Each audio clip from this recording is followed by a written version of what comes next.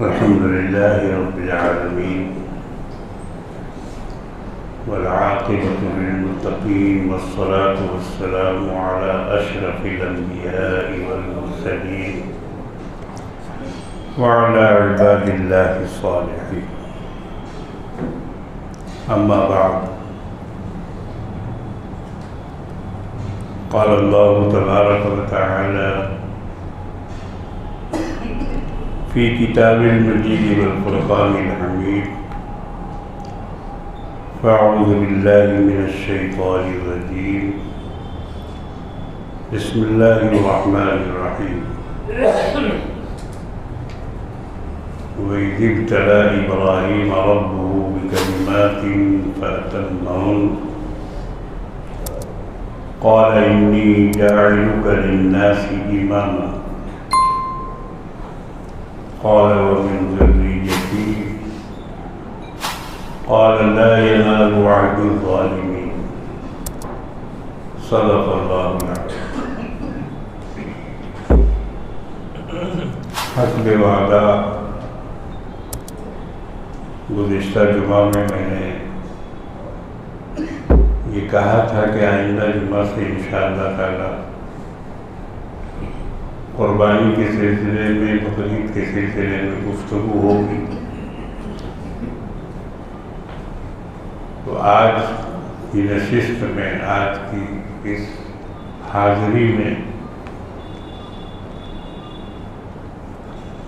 ایک بہت بڑے پیغمبر، جن کو ابو الانبیاء بھی کہا جاتا ہے،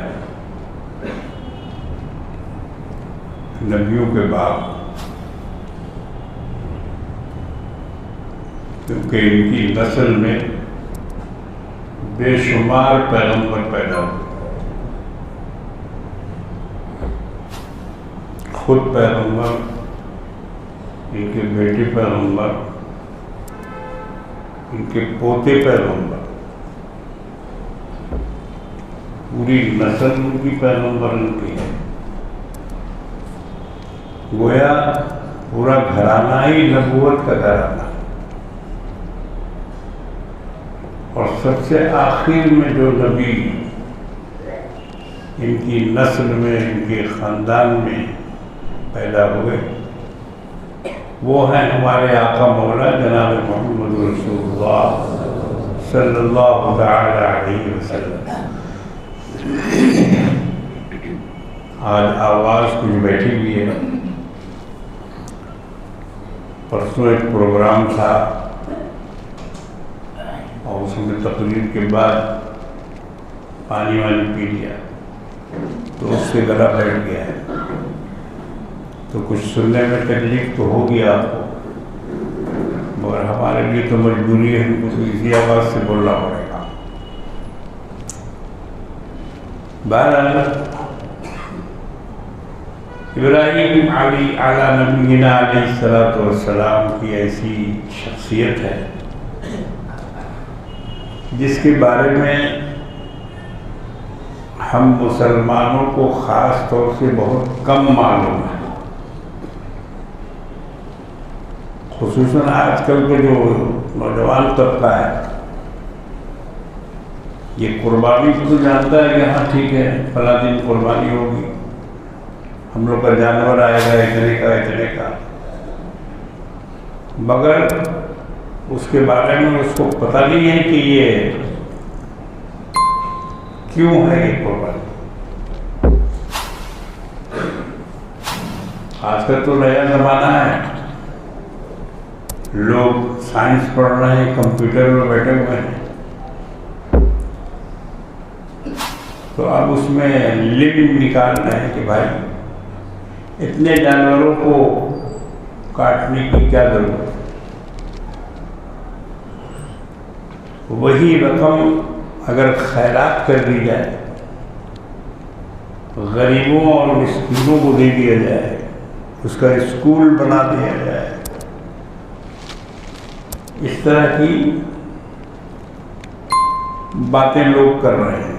خود مسلمانوں میں ایسے دانشوروں کی کمی نہیں ہے جو ان چیزوں کو گفتگو کرتے ہیں اور کہتے ہیں کہ اتنا مال ضائع ہو جاتا ہے، اس کو کسی دوسرے کام میں لگانا چاہیے، مگر یہ لاواقفیت کی بنیاد پر بول رہے ہیں، ان کو معلوم نہیں ہے قربانی کوئی رسم نہیں ہے کہ جس کا جی چاہے کر دے، جس کا جی چاہے نہیں کرے۔ یہ ایک بہت بڑا فریضہ ہے اللہ کی طرف سے امت پر، اور قرآن کا حکم بھی ہے اور سرکار دو عالم صلی اللہ علیہ وسلم کا عمل بھی ہے۔ ہجرت کے بعد آپ کا قیام مدینہ طیبہ میں تقریباً 10 سال رہا وفات سے پہلے، لیکن ان 10 برسوں میں آپ نے قربانی کبھی ناغہ نہیں کیا، ہر سال کرتے رہے۔ تو اب اگر آپ کہیے کہ بھائی وہ غربت تو اس زمانے میں بھی بہت تھی، لوگوں کے پاس کھانے کے لیے نہیں تھا، پیٹ پہ پتھر باندھتے تھے، تو اگر ایسا کوئی مسئلہ ہوتا کہ قربانی کے بدلے میں غریبوں کو کھانا کھلا دیا جاتا، جن کے پاس غلہ نہیں تھا ان کے گھر میں غلہ بھیجوا دیا جاتا، اونٹ کے بدلے، بکری کے بدلے، یہ تو اس زمانے میں نہیں ہوا۔ غربت تو تھی، بھوک بھی تھی، افلاس بھی تھا، لیکن بھوک کے باوجود، غربت کے باوجود قربانی کو فرض کیا گیا، اور رسول اللہ نے بھی کیا 10 سال تک، جب تک آپ باحیات تھے۔ اس کے بعد پھر آپ کی طرف سے حضرت علی رضی اللہ تعالیٰ عنہ قربانی کرنے لگے۔ تو میرے بزرگوں اور دوستوں، اس سلسلے میں سمجھنے کی بات یہ ہے کہ مال کا خیرات کرنا یہ ایک الگ عمل ہے۔ عبادات کی قسموں میں سے ایک قسم ہے قربانی، یہ یاد رکھیں۔ جیسے نماز ہے، روزہ ہے، حج ہے، زکوٰۃ ہے، اسی کی قسم ہے قربانی۔ جس طرح نماز بغیر پڑھے نہیں ادا ہوگی، زکوٰۃ بغیر دیے نہیں ادا ہوگی، حج بغیر کیے نہیں ادا ہوگا، اسی طرح قربانی بغیر کیے نہیں ادا ہوگا۔ مال خرچ کرنے کا کوئی سوال ہی نہیں پیدا ہوتا۔ اگر آپ مال خرچ کریں گے تو اس کے بدلے میں آپ کا حج ہو جائے گا، مال خرچ کریں گے تو اس کے بدلے میں آپ کی نماز ہو جائے گی۔ ایک فرقہ مسلمانوں میں ایسا ہے کہ جہاں کے مولوی صاحب لوگ پیسہ لے کے نماز پڑھتے ہیں ان کی طرف سے، بلے حضور ہماری 1 مہینہ کی نماز باقی ہے، آپ پڑھ لیجیے، 1000 روپے آپ کو دیں گے۔ وہ 1000 روپیہ لیتا ہے، بولتا ٹھیک ہے جاؤ تمہاری طرف سے ہم پڑھ دیں گے۔ میں یہ حقیقت بتا رہا ہوں، گپ نہیں ہے۔ میں خود ایران میں گیا اور ایران میں جانے کے بعد وہاں یہ معلوم ہوا مجھے، اس سے پہلے معلوم نہیں تھا، اس سے پہلے معلوم نہیں تھا، لیکن ایران جانے کے بعد پتہ چلا کہ وہاں کے علماء، وہاں کے مجتہدین پیسے لیتے ہیں اور نماز پڑھتے ہیں۔ اب پڑھتے بھی ہیں کہ نہیں پڑھتے ہیں کون دیکھنے جا رہا ہے، کتنا پڑھتے ہیں۔ اس کی 1 مہینہ کی نماز باقی ہے، تو اب یہ ضروری تھوڑی ہے کہ وہ بھی 1 مہینہ کے پڑھیں، 2-4 دن پڑھ کر کے ختم ہو گیا، بول دیا بھائی ہاں پڑھ گیا۔ وہی قرآن خوانی والا حال ہے. جیسے قرآن خوانی میں ورق الٹ دیا جاتا ہے اور بولتے ہیں کہ ختم، بولے ہاں ختم ختم. تو جس طرح اس کو ختم کر دیا اسی طرح نماز کو بھی ختم کر دیا. اب یہ دیکھیے شیطان کی کتنی گہری چال ہے کہ نماز کے بدلے میں پیسہ دو اور پیسہ دے کر دوسرے سے اپنی نماز پڑھواؤ. واہ، مارے گھٹنا پھوٹے آنکھ والا معاملہ. پڑھے تو کوئی اور ثواب کسی اور کو ملے پیسے کے بدلے میں. اہل سنت کے یہاں یہ طریقہ نہیں ہے. اہل سنت میں تو یہ ہے کہ جس پر نماز فرض ہے اسی کو پڑھنا پڑے گا. اس کی طرف سے نہ مولوی پڑھ سکتا ہے، نہ مولانا پڑھ سکتا ہے، نہ امام اور نہ کوئی قاضی پڑھ سکتا ہے. اور اگر پڑھے گا بھی تو آدھا نہیں ہوگا، پڑھے گا بھی تو آدھا نہیں ہوگا.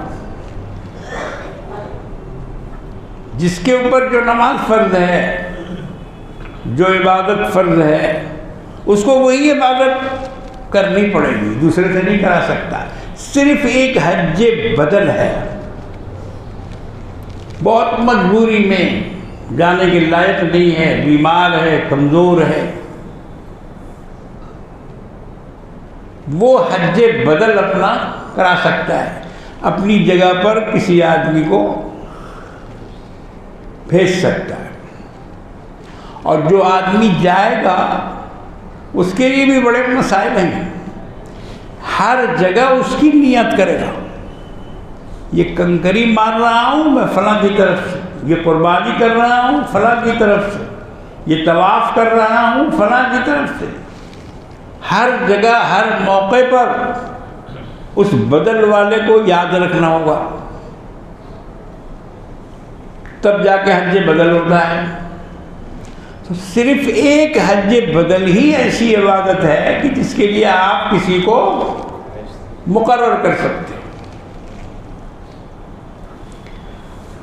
لیکن آج یہاں دنیا میں ان کی کثیر آبادی ہے، بہت ہیں، اور ہر جگہ کرایہ پر نماز پڑھنے والے مولوی صاحب لوگ موجود. یہ غلط ہے. ہر عبادت الگ الگ ہے. مجھے بتلانا یہ ہے کہ قربانی ایک مستقل عبادت ہے. اس کے لیے پیسہ دینا، کسی کو ٹھیک کرنا، یہ کرنا وہ کرنا، اسکول بنانا، صدقہ خیرات کچھ نہیں چلے گا.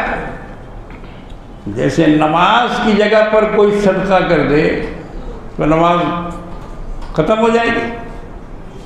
روزہ کی جگہ پر کوئی اگر صدقہ کر دے تو روزہ نہیں رہے گا. ایسا نہیں ہے. روزہ دار کو روزہ رکھنا پڑے. ہاں اگر کوئی بہت مجبوری ہے، بہت مجبوری کا مطلب بوڑھا ہو گیا ہے بالکل اور اب اچھے ہونے کی امید نہیں ہے. سن لو، فدیہ جو روزہ کا دیا جاتا ہے وہ ایسے ہی لوگوں کے لیے کہ جس کے رکھنے کی امید نہ ہو صحت ہونے کی. اور اگر یہ امید ہے کہ ابھی ٹائیفائڈ ہو گیا ہے اور پھر رمضان کے بعد یہ ٹھیک ہو جائے گا علاج کرا کے، تو ایسے شخص کو فدیہ دینا جائز نہیں ہے. روزہ رکھنا پڑے گا، اس کا فدیہ نہیں چلے گا. فدیہ اسی کا چلے گا جس کے قضا کرنے کی کوئی امید نہ ہو. تو اسی طرح نماز کا کوئی فدیہ نہیں، روزے کا کوئی فدیہ نہیں، قربانی کا کوئی فدیہ نہیں. مسئلہ سمجھ میں آ گیا ہوگا. بہت مختصر طریقے سے میں نے آپ کے سامنے اس کو رکھا ہے. اس پر بڑی بحث ہو رہی ہے. سوشل میڈیا میں بہت بکرات لوگ اس میں بھاگ رہے ہیں اپنا اپنا. اس پہ دھیان مت دیا کرو. سوشل میڈیا اور واٹس ایپ کے رسیا مت بنو. بہت سی غلط چیزیں اس میں آ رہی ہیں. لوگوں کو گمراہ کرنے کے لیے بہت سارے طریقے مولانا کا نام، مولوی کا نام اور بڑے بڑے لوگوں کا نام اس میں استعمال ہو رہا ہے. جھوٹی آواز کی ٹیپنگ کر کے بتایا جا رہا ہے کہ یہ فلاں صاحب بول رہے ہیں، حالانکہ ان کی وہ آواز نہیں ہے. تو اس طرح سے بہت جعلی کام ہو رہے ہیں واٹس ایپ کے ذریعے. اس پر دھیان مت دو. مذہب کو کتابوں سے سمجھو، مذہب کو اپنے علماء سے سمجھو. اپنے علماء کی قربت حاصل کرو، ان کی صحبت حاصل کرو. دوسرے کی صحبت میں بیٹھو بھی مت. بیٹھنا بھی منع ہے، کیونکہ دماغ کو پھیرنے والے ہر جگہ موجود ہیں، ہر جگہ موجود ہیں. وہ ایسی بات کر دے گا، آپ کو تو علم ہے نہیں اپنے مذہب کے، آپ تو اتنا جانتے نہیں ہیں، آپ نے اتنا پڑھا نہیں ہے. تو کسی نے اگر ایسی بات لا کے رکھ دی جو آپ کی سمجھ میں نہیں آیا، وہیں سے آپ کی گمراہی کا راستہ کھل جائے گا، وہیں سے کھل جائے گا. اس لیے جو لوگ مکمل معلومات رکھتے ہیں، جنہوں نے دین کو حاصل کیا ہے، جن کا علم مضبوط ہے، جن کا تعلق بزرگان دین سے ہے، ان کی صحبت اختیار کرو، ان کی باتوں کو سنو، ان کی مجلس میں بیٹھو، ان کی کتابوں کو پڑھو، تب آپ محفوظ رہیں گے. مگر اگر واٹس ایپ گھمانے لگ گئے، دیکھیں یہ مولوی صاحب کیا بولتے ہیں، دیکھیں وہ کیا بولتے ہیں، دیکھتے ہیں ان کی رائے کیا ہے جی، تو وہ تو چونچوں کا مربع جس کو بولتے ہیں وہ ہو جائے گا. دین نہیں رہے گا. پھر بہت سارے لوگ اس طرح گمراہ ہو رہے ہیں. تو میرے بزرگوں اور دوستوں، قربانی کے تعلق سے بھی جو باتیں آج کی جا رہی ہیں اور کہا جا رہا ہے کہ یہ مال کا ضائع کرنا ہے، اتنے گوشت کی ضرورت نہیں، اتنے جانوروں کی ضرورت نہیں، اس کی رقم کسی اور مد میں لگایا جائے، بالکل غلط بات ہے. قربانی کا مستقل حکم ہے قرآن میں. چھوٹی سی سورہ ہے، اس میں آپ پڑھیے اللہ تعالیٰ کیا فرماتے ہیں. بسم اللہ الرحمن الرحیم، اِنَّا أَعْطَيْنَاكَ الْكَوْثَرَ فَصَلِّ لِرَبِّكَ وَانْحَرْ إِنَّ شَانِئَكَ هُوَ الْأَبْتَرُ. 3 آیتیں. پہلی آیت میں اللہ نے فرمایا کہ اے نبی، ہم نے آپ کو کوثر عطا کیا ہے. یہ کوثر کا ایسا لفظ ہے کہ دنیا میں اس کی تشریح نہیں کی جا سکتی. کیا ہے کوثر؟ کوثر کثرت سے ہے.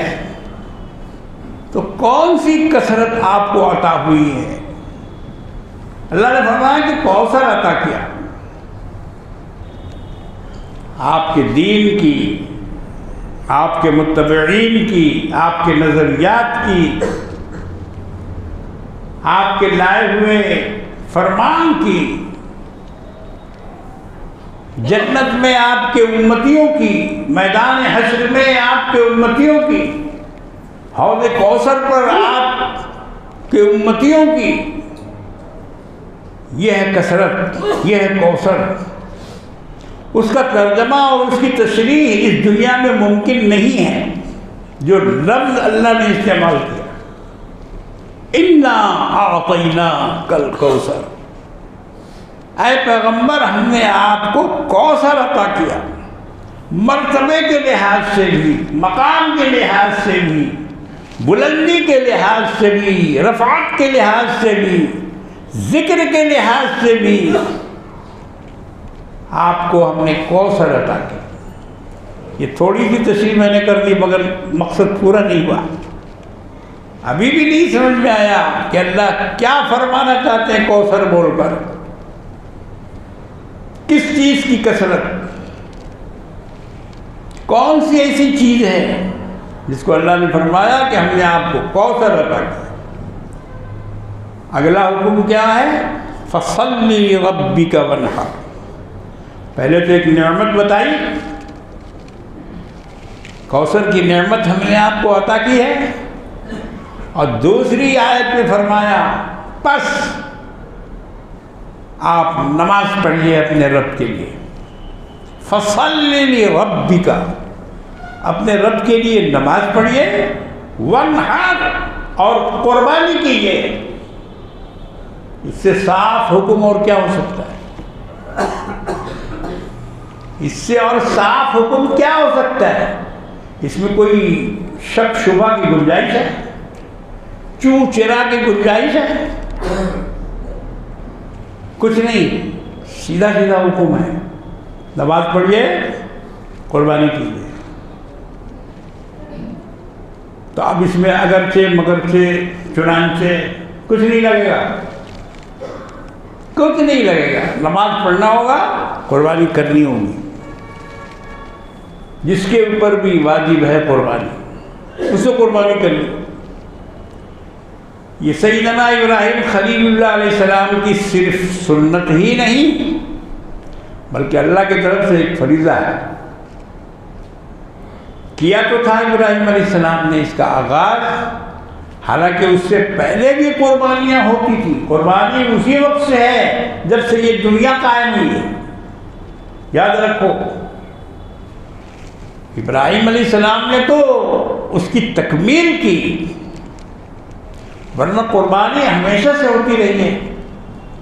آدم علیہ السلام کے 2 بیٹوں کی قربانیوں کا ذکر قرآن میں ہے۔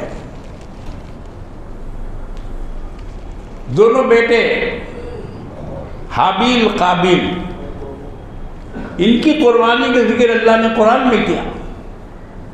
قرآن کریم کے 6 سپارے میں سورہ مائدہ کے 3 رکوع میں اللہ تبارک و تعالیٰ نے آدم کے 2 بیٹوں کا ذکر کیا، اور نبی کریم صلی اللہ علیہ وسلم سے اللہ نے بطور فرمائش ذکر کیا، وَاتْلُ عَلَيْهِمْ نَبَأَ ابْنَيْ آدَمَ، آدم کے 2 بیٹوں کا قصہ تلاوت کر کے سنائیے۔ وَاتْلُ کا مطلب ہے تلاوت کیجیے، یعنی قرآن سے سنائیے آدم کے 2 بیٹوں کا قصہ۔ وَاتْلُ عَلَيْهِمْ نَبَأَ ابْنَيْ آدَمَ اِذْ قَرَّبَا قُرْبَانًا فَتُقُبِّلَ مِنْ أَحَدِهِمَا وَلَمْ يُتَقَبَّلْ مِنَ الْآخَرِ، جبکہ دونوں نے قربانی کی۔ اِذْ قَرَّبَا قُرْبَانًا، دونوں نے قربانی کے ذریعے سے قربت حاصل کرنے کی کوشش کی۔ فَتُقُبِّلَ مِنْ أَحَدِهِمَا، ان میں سے ایک کی قربانی قبول ہو گئی، وَلَمْ يُتَقَبَّلْ مِنَ الْآخَرِ، اور دوسرے کی قربانی قبول نہیں ہوئی۔ آج تو جتنی بھی قربانی کرو پتہ نہیں چلے گا کس کا کیا ہوا نہیں ہوا، کال سینٹر والے کا کیا ہوا، اور دوسرے گائے لانے والوں کا، بڑے بڑے جانوروں کو خریدنے والوں کا کیا حال ہوا۔ اللہ کی چوکھٹ تک وہ بیل پہنچا بھی کہ نہیں پہنچا، کچھ نہیں پتہ چلے گا۔ لیکن اس زمانے میں معلوم ہوتا تھا، اس زمانے میں پتہ چلتا تھا۔ اس کا طریقہ تھا، اس کا طریقہ یہ تھا کہ قربانی کر کے، جانور ذبح کر کے لوگ پہاڑی پر رکھ دیا کرتے، پہاڑیوں پر جانور کو لے جا کے وہاں رکھ دیتے۔ جس کی قبول ہو گئی تو آسمان سے ایک آگ آتی تھی، اور جس کی قبول ہو گئی اس کے جانور کو جلا دیتی تھی، جل جاتا تھا۔ تو جس کا جل جاتا تھا وہ خوش ہو جاتا تھا کہ میری قربانی قبول ہو گئی، اور جس کا پڑا رہ جاتا تھا تو اسی قربانی قبول نہیں ہوئی۔ تو دونوں بھائیوں میں سے اللہ نے فرمایا کہ قربانی دونوں نے کی، تو ایک کی قبول ہو گئی دوسرے کی قبول نہیں ہوئی۔ تو جس کی قبول نہیں ہوئی اس نے اپنے بھائی کا گریبان پکڑ لیا۔ دیکھو اب اس کو حسد ہو گئے، بھائیوں کا حسد یہاں سے سمجھ میں آتا ہے۔ ایک بھائی دوسرے بھائی سے کس طرح حسد کرتا ہے، کیوں حسد کرتا ہے، یہ سب واقعات اللہ نے یوں ہی نہیں بیان کیے ہیں، بیکار نہیں ہے یہ۔ لقد کان فی قصصہم عبرۃ لأولی الالباب، یہ جو قصے ہم بیان کرتے ہیں اس میں عقل والوں کے لیے عبرت ہے اور نصیحت ہے، اس سے نصیحت حاصل کرو، عبرت حاصل کرو۔ تو جس کی قربانی نہیں قبول ہوئی اس نے اپنے بھائی کا گریبان پکڑ لیا، بڑا بھائی تھا وہ جس کی قبول ہو گئی تھی۔ تو اس نے کہا، اللہ تعالیٰ اس کی بات نقل کرتے ہیں، قال لأقتلنک، میری قربانی قبول نہیں ہوئی اور تیری ہو گئی، میں تجھ کو مار ڈالوں گا۔ قال لأقتلنک، میں تجھے مار دوں گا، میری کیوں نہیں ہوئی تیری کیوں ہو گئی۔ حسد کا تو مسئلہ یہی ہے، ایک بھائی کی کاروبار چمک گیا اور دوسرا پیچھے رہ گیا۔ اب جو پیچھے رہ گیا وہ اس کو چور بتا رہا، فلانے کا مار لیا، فلانے کا ڈھمکانا کا کر لیا جی۔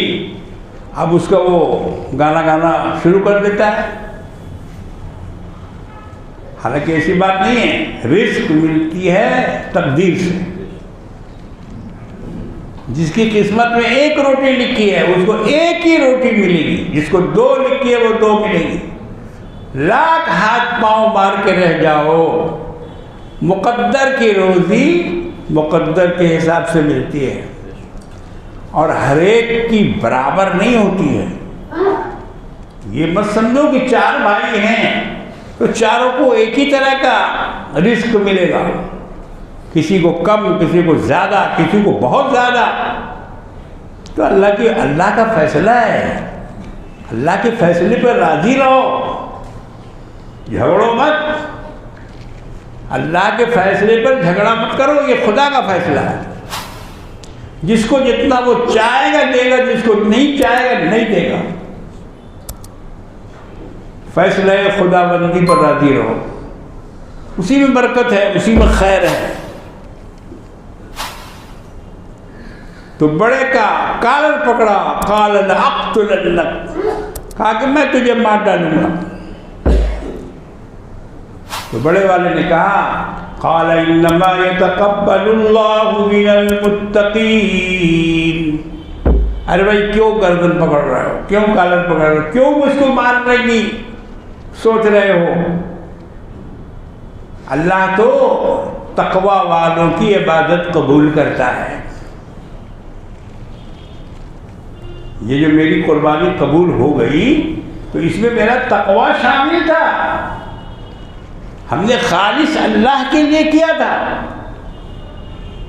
دکھانے کے لیے نہیں، نمائش کے لیے نہیں، یا کسی سے واہوائی حاصل کرنے کے لیے نہیں، یہ قربانی تو میری خاص اللہ کے لیے تھا، کیا تھا ہم نے۔ تو اس پر کاہے کی بحث کر رہے ہیں؟ قال انما يتقبل الله من المتقین، یہ تو اللہ کا فیصلہ ہے، جو تقوی کے ساتھ آئے گا اس کی عبادت قبول ہوگی، اس کی قربانی قبول ہوگی، اس کی نماز قبول ہوگی۔ تمہاری نہیں قبول ہوئی اس کا مطلب یہ ہے کہ تمہارے اندر تقوی نہیں ہے، تم نے تقویٰ سے نہیں کیا یہ کام، نمائش کے لیے کیا، دکھانے کے لیے کیا، لوگوں میں واہواہی بٹورنے کے لیے کیا جی۔ تو آج بھی یہ مسئلہ اسی طرح ہے۔ اللہ تعالیٰ متقین کی قربانی کو قبول کرتا ہے، جس نے خالص لوجہ اللہ، اللہ کی محبت میں اور اللہ کے فریضے کو ادا کرنے میں جس نے وقت لگایا، قربانی دی، پیسہ لگایا، اسی کی قربانی قبول ہوگی، دوسرے کی نہیں۔ تو آج بھی جو لوگ قربانی کرنا چاہتے ہیں ان کو چاہیے کہ وہ اپنی نیت کو ٹھیک کریں، نیت میں تقویٰ لائیں، ورنہ بڑا سے بڑا ہاتھی جیسا جانور بھی اگر ذبح کر دیا جائے گا، قربانی کر دی جائے گی تو اللہ کے یہاں مقبول نہیں ہے، اللہ کے یہاں نہیں مقبول ہوگی۔ ہمیں تو اللہ کو راضی کرنا ہے نا۔ ابراہیم علیہ السلام نے جو قربانی پیش کی وہ کس کے لیے؟ اپنے رب کو راضی کرنے کے لیے۔ ان کو حکم ہوا تھا کہ جو چیز تمہارے نزدیک سب سے زیادہ محبوب ہے، اے پیغمبر، اے ابراہیم، تم اس کو خدا کی راہ میں قربان کرو۔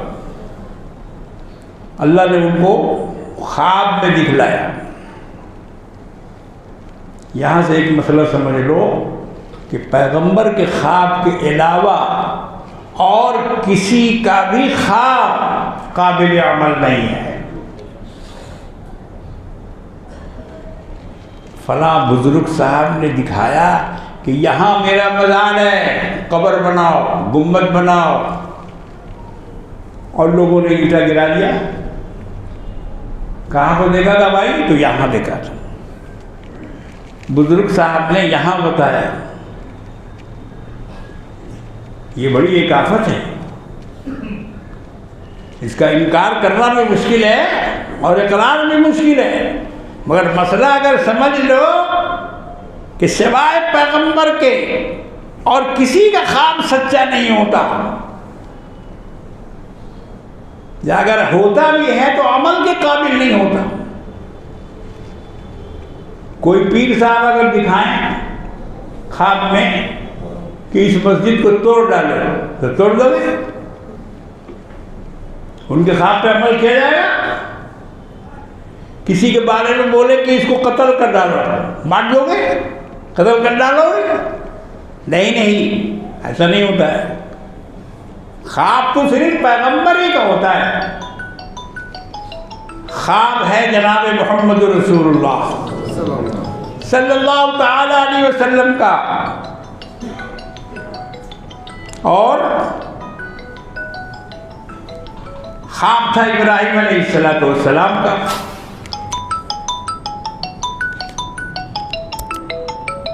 یہ بھی ایک آفت ہے۔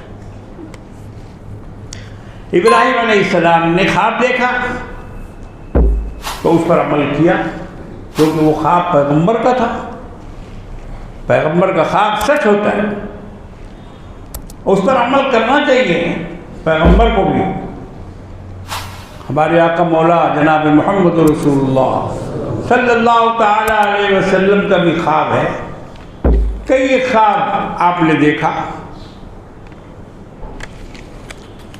اور وہ بالکل سچ ثابت ہوا، صحیح ثابت ہوا۔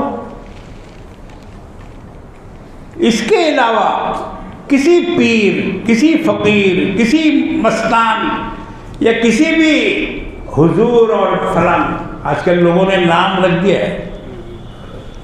میں بنگلہ میں ایک جگہ گیا، وہاں ایک پیر صاحب ہے، بہت مرید ہیں اس کے، وہ لے گئے اپنے یہاں مجھ کو، تو ہم نے دیکھا کہ لوگ ان کو حضور پاک بولتے ہیں۔ حضور پاک آ رہے ہیں، حضور پاک جا رہے ہیں، حضور پاک بیٹھے ہیں، سب مرید حضور پاک۔ کیا لقب دے دیا؟ اس سے اونچا اور کیا لقب ہو سکتا ہے؟ تو جب ان کو حضور پاک کہو گے تو نبی کریم صلی اللہ علیہ وسلم کو کیا کہو گے؟ ان کے لیے کون سا لفظ پھر دوبارہ چن کے لاؤ؟ یہ سب عقل کا فطور ہے اور دنیا کی نمائش ہے۔ تو میرے بزرگوں اور دوستوں، نبی کے خواب کے علاوہ اور کسی کا خواب قابل عمل نہیں۔ ہم نے نوادہ میں ایک زمین لی تھی، آج سے 30 سال پہلے کی بات کر، بہت سستی تھی زمین اس وقت، نوادہ پورا بسا نہیں تھا، اکا دکا آبادی ادھر ادھر تھی، تو لے لیا اور اس کے بغل میں ایک صاحب کا مکان تھا۔ ہم لوگ رہتے تھے کلکتہ میں اور وہ ایسے ہی زمین پھینکی ہوئی تھی، وہیں پڑی ہوئی تھی۔ اس گھر سے ایک بڑھیا نکل کے آ کے میری زمین کے بیچ میں بیٹھ کے اور اس نے اگربتی جلانا شروع کر دی۔ جا اب تو نکلا معاملہ ہاتھ سے، اگربتی جلانے لگی اور بیٹھ کے وہاں جھومنے لگی۔ لوگوں نے پوچھا کیا بات ہے؟ بولے یہاں بابا ہیں اور بابا ہم کو خواب دکھلا دے رہے ہیں کہ یہاں میرا مزار بناؤ۔ ہم نے کہا اس چڑیل کو مار کے بھگاؤ وہاں سے، مار کے بھگاؤ۔ دوسرے کی زمین پہ آ کے اگربتی موم بتی جلا رہی ہے اور بابا اس کو وہاں خواب دکھا رہے ہیں۔ بابا کو اور کوئی جگہ نہیں ملی، قبرستان اتنا بڑا پڑا ہوا ہے، بابا کو جانا تھا تو وہاں جائے نا، محلے میں کیوں آ رہا ہے بابا؟ محلے کے بیچ میں مزار بننا، یہ سب فالتو بات ہے، کبھی اس پر یقین مت کیا کرو۔ ایمان کی کمزوری اور عقیدے کی کمزوری ہے یہ۔ خواب صرف پیغمبر کا سچا ہوتا ہے بس، باقی جو ہے جیسا ہے سب کہانی ہے۔ سیدنا ابراہیم خلیل اللہ علیہ الصلاۃ والسلام اللہ کے ایسے برگزیدہ پیغمبر تھے کہ دنیا میں توحید کا علم، توحید کا پرچم ابراہیم خلیل اللہ علیہ السلام نے لہرایا۔ اللہ نے ان کو بہت ساری نشانیاں دکھائیں، اللہ کی نشانیاں انہوں نے دیکھا آسمان و زمین میں۔ تفصیل کا موقع نہیں ملتا ہے ورنہ میں آپ کو بتاتا۔ انہوں نے چاند کو دیکھا، سورج کو دیکھا، ستاروں کو دیکھا، کہا کہ یہ خدا ہے، یہ خدا ہے، یہ خدا ہے۔ نہیں، آخر میں سب کا انکار کر کے انی بریء مما تشرکون، اے شرک والو میں تم سے اپنی برات کا اظہار کرتا ہوں۔ انی وجہت وجہی للذی فطر السماوات والارض حنیفا وما انا من المشرکین۔ آج بھی شرک کا بول بالا ہے، بول بالا ہے۔ مسلمانوں کے یہاں بھی بہت سارا شرک داخل ہو گیا، اس کو کاٹنے چھانٹنے کی ضرورت ہے، صفائی کی ضرورت ہے۔ خالص توحید ایک اللہ کے لیے۔ ابراہیم علیہ السلام ہی کا یہ قول ہے، قل ان صلاتی ونسکی ومحیایا ومماتی للہ رب العالمین۔ کہہ دیجئے کہ میری نماز، قل ان صلاتی میری نماز، ونسکی میری قربانی۔ جگہ جگہ قربانی کا ذکر قرآن میں ہے، آپ بولتے ہیں کہ پیسہ دے دیجئے، آپ بولتے ہیں کہ خیرات کر دیجئے، تو خیرات کر دیں گے تو پھر اس قربانی یہ جو تذکرہ کیا جا رہا ہے کہ میری نماز میری قربانی، کیسے ہوگی یہ قربانی؟ اس لیے اس دن بقرعید کے دن ایک ہی کام ہے، اللہ کے لیے خون بہانا، احراق الدم، خون بہانا۔ اور یہ دنیا کی قوموں کے جواب میں ہے، وہ خون بہاتے ہیں اپنے بتوں کے سامنے۔ اللہ نے فرمایا کہ تم میرے لیے خون بہاؤ۔ ان کی بلی کا بکرا بت کے سامنے کٹتا ہے، اور تمہارا بکرا خدا کے نام پہ کٹے گا. یہ ہے اس کا جوڑ، یہ اس کا جوڑ ہے. مقصد گوشت نہیں، اگرچہ اس سے گوشت حاصل ہو جاتا ہے اور غریبوں کے کام آ جاتا ہے، ایسے لوگوں کے پاس پہنچ جاتا ہے کہ جن کے پاس نہیں پہنچتا ہے سال میں مشکل سے، تو ایسے لوگوں کو فراوانی ہو جاتی ہے. لیکن مقصد نیک رکھنا چاہیے. میرے بزرگوں اور دوستوں، کال سینٹر والوں سے جانور لینے کا بھی مسئلہ ہے. معلوم کیجئے کہ اگر ان کا کاروبار خالص کال والا ہے اور کوئی کاروبار دوسرا نہیں ہے، یہ شریعت کا مسئلہ بتا رہا ہے، کوئی دکان، کوئی کاروبار، کوئی بزنس دوسری نہیں ہے اور صرف وہی کام ہے، تو اس سے جانور لینا جائز نہیں. کسی کے بارے میں معلوم ہو کہ یہ چور ہے اور چوری کا مال لاتا ہے، تو اس سے خریدنا ناجائز ہے. فقہ نے لکھا ہے، فقہ کی تمام کتابوں میں یہ مسئلہ لکھا ہوا ہے. جس کے بارے میں پتا ہو کہ یہ چور ہے اور چرا کے لاتا ہے سامان، تو اس سے سامان خریدنا جائز نہیں. کیوں؟ اگر اس سے سامان خریدا جائے گا تو اس کی چوری تو بڑھتی جائے گی. تو اس سے سامان خریدنے کا مطلب یہ ہے کہ آپ اس کو موقع دے رہے ہیں کہ وہ اپنی چوری بڑھاتا جائے اور کاروبار کو فروغ دیتا جائے. آپ اس سے مال خریدتے رہیے. بولے بھائی سستا میں مل رہا ہے، آدھے دام میں دے رہا ہے. بہت سے لوگ اس لالچ میں لیتے ہیں کہ آدھا دام مل رہا ہے، آدھے میں مل جا رہا ہے، مگر ہے نقصان.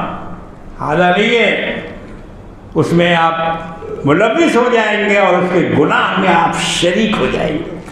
آپ اس کے بزنس پارٹنر بن جائیں گے. یاد رکھیے، بزنس پارٹنر بن جائیں گے اور جتنا گناہ اس کو ہو رہا ہے اتنا گناہ آپ کو ہوگا.